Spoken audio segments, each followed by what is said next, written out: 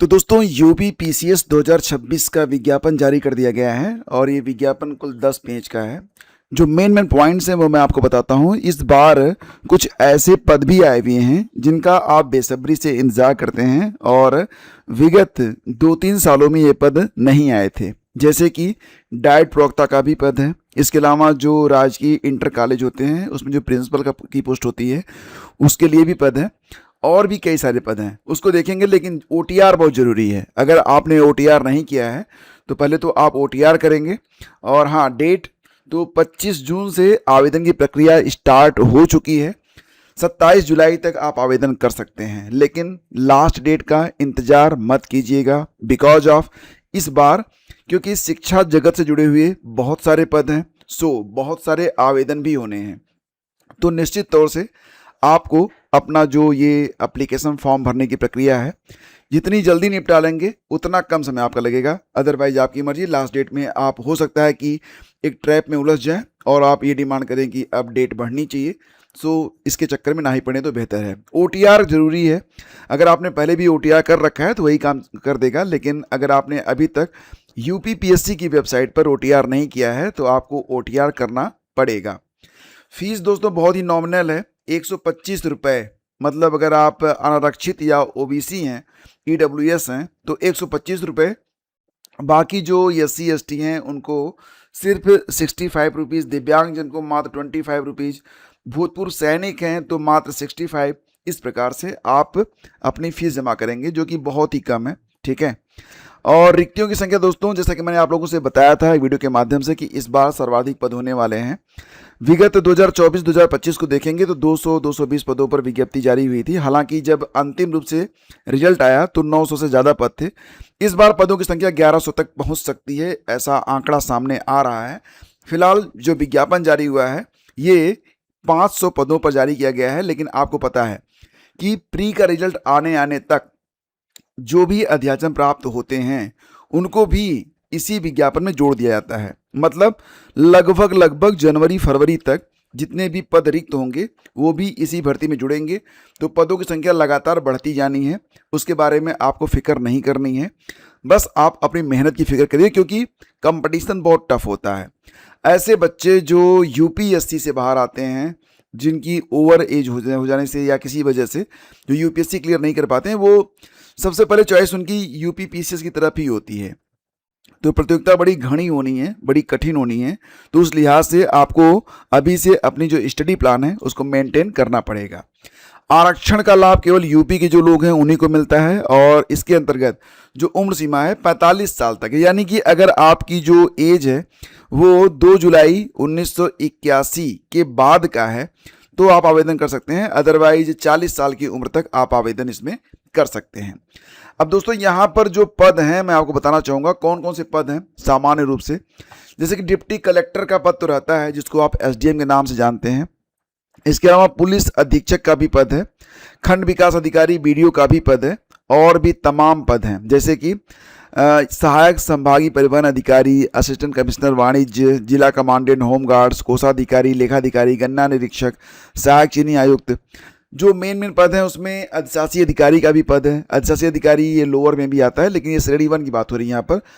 अधिशासी अधिकारी श्रेणी 1, सहायक नगर आयुक्त। और जिला बेसिक शिक्षा अधिकारी का भी पद है, ठीक है, बीएसए का पद है। सह जिला विद्यालय निरीक्षक और अन्य समकक्षीय प्रशासनिक पद हैं। इसके अलावा देखेंगे तो सहायक आयुक्त उद्योग प्रवर्तन, सहायक श्रमायुक्त, वरिष्ठ प्रवक्ता जिसको आप डाइट प्रवक्ता के नाम से जानते हैं वो भी पद यहाँ पर है। सांख्यिकी अधिकारी, नायब तहसीलदार, जीआईसी इंटर कॉलेज में जो प्रधानाचार्य होते हैं और भी बहुत सारे पद, ये सारे पद यहाँ पर दिए गए हैं। तो ये जो विज्ञापन है इसको आप पढ़ लीजिएगा, बहुत ही इंटरेस्टिंग पद हैं। और इस बार विज्ञापन की खास बात ये है कुछ ऐसे पद भी शामिल किए गए हैं जिस पर इंटरव्यू नहीं होना है। यानी कि अगर आप प्री निकाल लिए तो मेंस में जाएंगे, मेंस क्वालिफाई कर लिए नियुक्ति हो जाएगी, मतलब इंटरव्यू नहीं होगा। तो अच्छी बात है। कौन कौन से पद हैं वो मैं आपको बताऊंगा, लेकिन पहले आप ये समझिए कि अगर आप आवेदन करते हैं तो सामान्य रूप से अगर आप स्नातक हैं तो ये फॉर्म आप भर सकते हैं। ये सारे पद आपको मिलने वाले हैं जो कि मैंने नीले ब्रैकेट में रखा हुआ है। इसके अलावा कुछ और भी पद हैं जो कि विशिष्ट अर्हता के पद हैं, यानी कि इसके लिए सामान्य स्नातक से ज़्यादा अर्हता आपकी होगी, तभी ये जो फॉर्म है उस पर आप कंसीडर किए जाएंगे, अदरवाइज नॉट। जैसे कि प्रधानाचार्य राजकीय इंटर कॉलेज में अगर आप आवेदन करना चाहते हैं तो आपके पास 3 साल का एक्सपीरियंस होना चाहिए, पीजी प्लस बीएड होना चाहिए। इसके बाद सह जिला विद्यालय निरीक्षक के पद पर अगर आप आवेदन करना चाहते हैं तो पीजी होना चाहिए और बीएड होना चाहिए, और वरिष्ठ प्रवक्ता के लिए आपका पीजी प्लस बीएड होना चाहिए, और श्रम प्रवर्तन अधिकारी, सहायक समायुक्त, ये विशेष अर्हता, जैसे कि श्रम प्रवर्तन अधिकारी के लिए अगर आप आवेदन करना चाहते हैं तो अर्थशास्त्र, समाजशास्त्र, वाणिज्य के साथ स्नातक उपाधि तथा विधि, श्रम संबंध, श्रम कल्याण, श्रम विधि, वाणिज्य, समाजशास्त्र, समाज कार्य, जो भी हो, इसके साथ आपके पास डिप्लोमा या परास्नातक उपाधि होनी चाहिए। खाद्य सुरक्षा अधिकारी अगर आप बनना चाहते हैं तो खाद्य प्रौद्योगिकी, ठीक है, फूड टेक्नोलॉजी या डेयरी टेक्नोलॉजी या बायोटेक्नोलॉजी वगैरह से आपके पास स्नातक होना चाहिए, या फिर आपने रसायन विज्ञान से स्नातकोत्तर कर रखा हो तो भी आप यहाँ पर आवेदन कर सकते हैं। तो यहाँ पर प्री मेंस और इंटरव्यू होगा, लेकिन कुछ पद हैं जहाँ पर इंटरव्यू नहीं होगा, वो मैं आपको बताऊंगा। थोड़ा सा और देख लेते हैं। जैसे कि अगर सहायक नियंत्रक विधिक माप विज्ञान ग्रेड 2 के लिए आवेदन करेंगे तो आप फिजिक्स के साथ अगर आपकी बीएससी है या यांत्रिक अभियंत्रण, मैकेनिकल इंजीनियरिंग आपने किया हुआ है तो आप इस पद पर आवेदन कर सकते हैं। कंप्यूटर कार्य अधिकारी के लिए यहाँ पर मान लेते हैं आपने कंप्यूटर साइंस से बीटेक किया हुआ है तो आप आवेदन कर सकते हैं, या फिर कंप्यूटर कार्य का 1 साल का अनुभव हो प्लस गणित में प्रथम श्रेणी में स्नातकोत्तर हो तो आप यहाँ पर आवेदन कर सकते हैं। ठीक है, अब दोस्तों यहाँ पर और भी पद हैं, बाल विकास परियोजना अधिकारी का भी पद है, जिला कार्यक्रम अधिकारी का भी पद है, तो सबकी एलिजिबिलिटी अलग अलग है। तो वीडियो को शॉर्ट रखने के लिए मैं सब पर चर्चा नहीं करूंगा, नोटिफिकेशन आप लोग देख लीजिएगा, पद मैं आपको बता देता हूं। यहाँ पर देखिए कौन कौन से पद हैं जिस पर इंटरव्यू नहीं होगा। तो व्यवस्थापक के पद पर इंटरव्यू नहीं होगा, केवल प्री मेन होगा। तो इसके लिए तो जो एलिजिबिलिटी है थोड़ी सी मतलब अलग है, जैसे कि हाउस कीपिंग के साथ अगर आपने होटल मैनेजमेंट का कोर्स किया हुआ है तो आप इस पर आवेदन कर पाएंगे। तो बहुत रेयर ही इसमें जो है लोग शामिल होंगे, मतलब एक विशेष यहाँ पर एलिजिबिलिटी मांगी गई है, रखी गई है। लेखा और संप्रेक्षा अधिकारी मंडी परिषद के लिए यहाँ पर आवेदन ज़्यादा होंगे, लेकिन इसमें कहा जा रहा है कि लेखा कार्य का कम से कम 5 वर्ष का अनुभव होगा तब आप इसमें आवेदन कर सकते हैं। विपणन अधिकारी मंडी परिषद का जो पोस्ट है इस पर भी आपका इंटरव्यू नहीं होगा। तो इसमें कृषि विपणन विज्ञान यानी कि साइंस, कॉमर्स, अर्थशास्त्र या कृषि अर्थशास्त्र में अगर आप स्नातक हैं तो आवेदन कर सकते हैं। मतलब ये इसमें सबसे ज़्यादा आवेदन होने हैं क्योंकि एलिजिबिलिटी जो है वो सामान्य है। ठीक है, इसके अलावा जो है सचिव श्रेणी 2 मंडी परिषद, इसमें भी आप आवेदन करेंगे तो इंटरव्यू नहीं होगा। लेखा और वित्त अधिकारी के लिए भी इंटरव्यू नहीं होगा। तो दोस्तों ये सारी बातें क्लियर हो रही हैं। नेक्स्ट मैं आपको बताना चाहता हूँ, जैसे कि अगर आप पुलिस उपाधीक्षक जिसको डीवाईएसपी कहते हैं या फिर सीओ कहते हैं, तो इसके लिए आपकी जो फिजिक है उसमें जैसे कि अगर आप मेल कैंडिडेट हैं तो आपकी जो ऊंचाई है वो 165 और सीना 84 से 89 के बीच में होना चाहिए, 84 बिना फुलाए 89 फुलाने पर। वहीं पर जो महिलाएं हैं उन पर केवल हाइट, मतलब हाइट उनकी 152, अगर आप आती हैं अनारक्षित या ओबीसी में या फिर अनुसूचित जातियों में तो 152 सेंटीमीटर से कम लंबाई नहीं होनी चाहिए। वहीं पर अनुसूचित जनजातियों के लिए जो महिलाएं हैं उनकी लंबाई 147 ही रखी गई है, और सभी श्रेणियों की महिला अभ्यर्थियों के लिए न्यूनतम वजन भी रखा गया है, 40 किलोग्राम से कम वजन नहीं होना चाहिए। ठीक है, जिला कमांडेंट होमगार्ड के लिए भी यहाँ पर आप देख सकते हैं 165 वगैरह दिया गया है, तो ये आप लोग देख लीजिएगा। ठीक है, अगर आप आवेदन करेंगे तो इतना तो मेहनत आपको करनी पड़ेगी। आयु सीमा में छूट कितनी मिल रही है, तो मैंने आप लोगों से कहा था कि 40 साल उम्र सीमा होनी चाहिए 1 जुलाई 2026 को 21 से 40 के बीच में। लेकिन दिव्यांगजन 55 साल की उम्र तक फॉर्म भर सकते हैं, और अगर आप SC ST OBC या फिर उत्तर प्रदेश राज्य कर्मचारी हैं तो आप 45 साल की उम्र तक फॉर्म भर सकते हैं 2 जुलाई 1981 के पूर्व का, तब आपका जो डेट ऑफ बर्थ है नहीं होना चाहिए। तो इस प्रकार से यहाँ पर एज लिमिट में भी काफ़ी छूट आपको मिल जाती है, ये परंपरागत है, ऐसा होता रहा है। दोस्तों बात करें अगर सिलेक्शन प्रोसेस के बारे में तो यहाँ पर प्री है, मेंस है और इंटरव्यू है, 3 प्रक्रिया होती है, प्री मेंस और इंटरव्यू।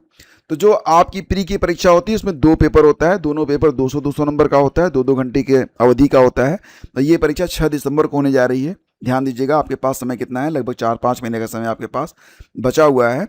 और जो पहला पेपर होगा जीएस का, उसमें 150 प्रश्न होते हैं। दूसरे पेपर जिसको आप सी सेट कहते हैं, उसमें 100 प्रश्न होते हैं।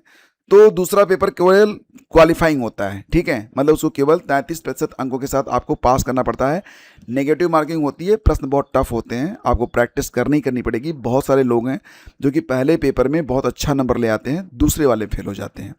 तो ये इसको आप बिल्कुल इग्नोर तो नहीं कर सकते हैं, ठीक है। इसके बाद दोस्तों आपका मेंस होगा। तो मेंस में आपके कुल मिला के 8 पेपर होते हैं। सामान्य हिंदी, सामान्य निबंध, सामान्य हिंदी और सामान्य निबंध का 150 नंबर का पेपर होगा। बाकी जो 6 पेपर हैं सामान्य अध्ययन के होते हैं, 200 नंबर के। तो 1500 नंबर का आपका यहाँ पर मेंस होता है, 100 नंबर का इंटरव्यू होता है, ठीक है, ये ध्यान रखिएगा। 1600 नंबर पर आपकी जो फाइनल मेरिट तैयार की जाती है। सामान्य अध्ययन जीएस का यह पहला पेपर है जिसका सिलेबस यहाँ पर दिया गया है। तो बेसिकली करंट अफेयर आप देखेंगे यहाँ पर, भारत का इतिहास, भारतीय राष्ट्रीय आंदोलन, भारत एवं विश्व का भूगोल, पॉलिटी और इकोनॉमिक, पर्यावरण, सामान्य विज्ञान, तमाम चीज़ें हैं। तो इनको आपको पढ़ना पड़ता है। 200 नंबर का पेपर होता है और इसमें जितने अधिक अंक आप लाएंगे उतना ही आपका मेंस में बैठने का चांस जो है वो बढ़ जाता है। बाकी दोस्तों 3 किताबें हैं जो कि आपको एंड स्क्रीन में दिखाई दे रही होंगी। ये किताबें आपके लिए गेम चेंजर हो सकती हैं और ये बुक आप ज़रूर पढ़ लीजिएगा अगर आपको प्री क्वालिफाई करना है निश्चित तौर से। तो बाकी दोस्तों अगर आपके मन में कोई डाउट है तो कमेंट कीजिएगा। मिलते हैं आपसे अगले वीडियो में। और आपके लिए जो क्लासेज हैं वो दोस्तों जैसा कि आप जानते हैं, करंट अफेयर तो आप अभी से स्टार्ट कर दीजिए और आपकी क्लासेज भी स्टार्ट की जा रही हैं करंट अफेयर की रेगुलर, और साथ ही साथ जीएस वगैरह आप लोग पढ़ते रहिए। और अब विषयवार, यानी कि जैसे कि आपने देखा ना, इतिहास हो गया, भूगोल हो गया, पॉलिटी हो गया, इसकी क्लासेज आपकी रेगुलर चलेंगी। तो जुड़े रहिए हमारे साथ। Thank you.